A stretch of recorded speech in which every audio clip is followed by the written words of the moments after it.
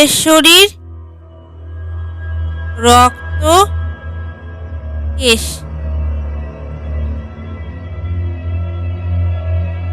আজ তোমাদের এক রক্তকেশ সম্পর্কে বলবো। রাজেশ্বরীর রক্ত কেশ। তোমাদের মনে হতে পারে রক্তকেশ আবার কি? এরকম কেশ বা চুলের নাম তো আগে কখনো শুনিনি। ঠিকই বলেছ,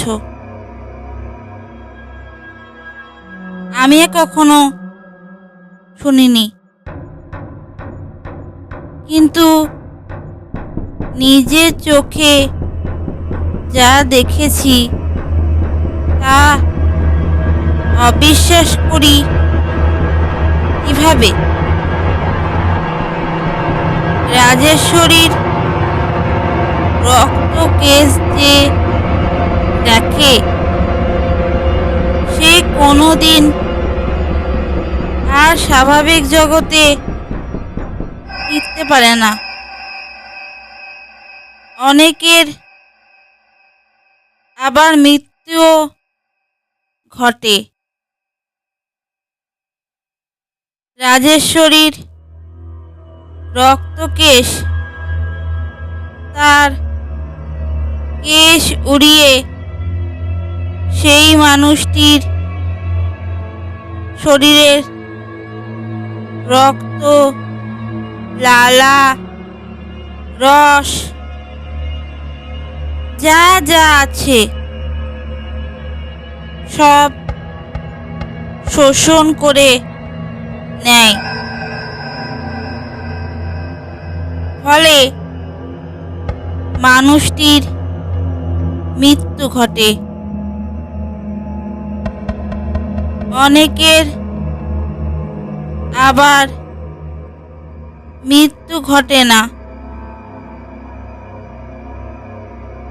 ঠিকই, কিন্তু সে কোনোদিন স্বাভাবিক জগতে ফিরতে পারে না।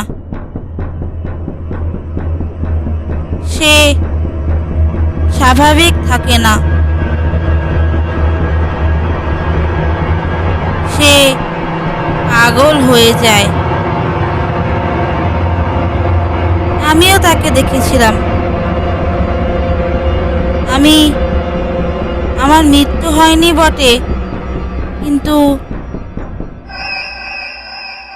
বুঝতেই পারছো।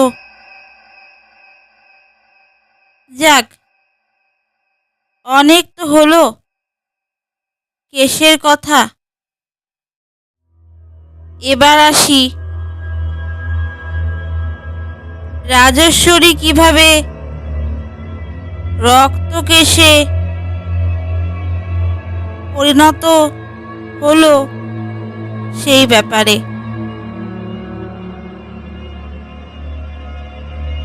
আমাদের কলেজে রাজেশ্বরী বলে একটি মেয়ে পড়তো। সে পড়াশোনায় খুব ভালো ছিল। প্রতি সেমিস্টারে কলেজে টপার হতো। রাজেশ্বরী যেমন পড়াশোনায় ভালো ছিল, তেমনি ছিল তার রূপ। ঐশ্বর্য রায় যাকে বলে ঠিক সেই রকম। স্বর্গের অপ্সরা যেন মাটিতে নেমে এসেছে। রূপ কেন, সে ভালো কবিতা লিখত, গান করত। তার গানের গলা শুনে মনে হতো যেন মা সরস্বতী স্বর্গ থেকে নেমে এসে রাজেশ্বরীর কণ্ঠে প্রতিষ্ঠান করছেন। যেমন মিষ্টি স্বভাব, তেমনি আচার আচরণ। এইভাবে দিন চলছিল। কিন্তু এই সুখ রাজেশ্বরীর কপালে বেশি দিন সইল না। একদিন কলেজে প্রচণ্ড ঝামেলা সৃষ্টি হলো। কি নিয়ে ঝামেলা তা বলতে পারবো না, কিন্তু প্রচণ্ড ঝামেলা, মারপিট কি নেই। সেই ঝামেলায় অনেকেই আহত হয়ে হাসপাতালে ভর্তি হয়েছিল। আমিও ছিলাম তাদের মধ্যে। খুব গুরুতর আঘাত। আমি তখন এমন একটা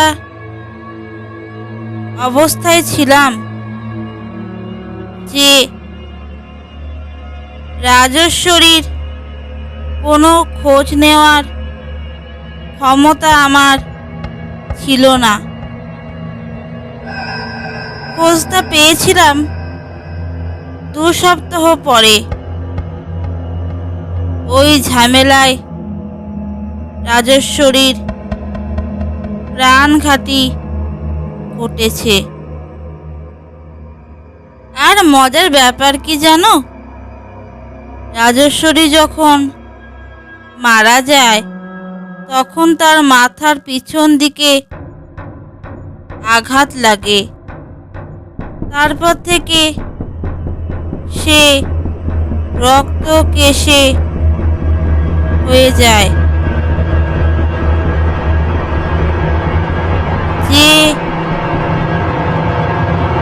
যে ওকে দেখতো তার ওই রকম অবস্থা হতো। আমিও তাকে একবার দেখেছিলাম, কিন্তু আমার মৃত্যু ঘটেনি। কিন্তু যা ঘটেছিল তা হলো রাজেশ্বরীর রক্তকেশ আমার মনের মধ্যে চিরস্থায়ী হয়ে গিয়েছিল। আমি আজও ভুলতে পারি না ওকে। হয়তো কোনোদিন ভুলতে পারবো না। এইভাবে রাজেশ্বরীর রক্তকেশ আমার মনে চিরস্থায়ী হয়ে থাকবে। নমস্কার।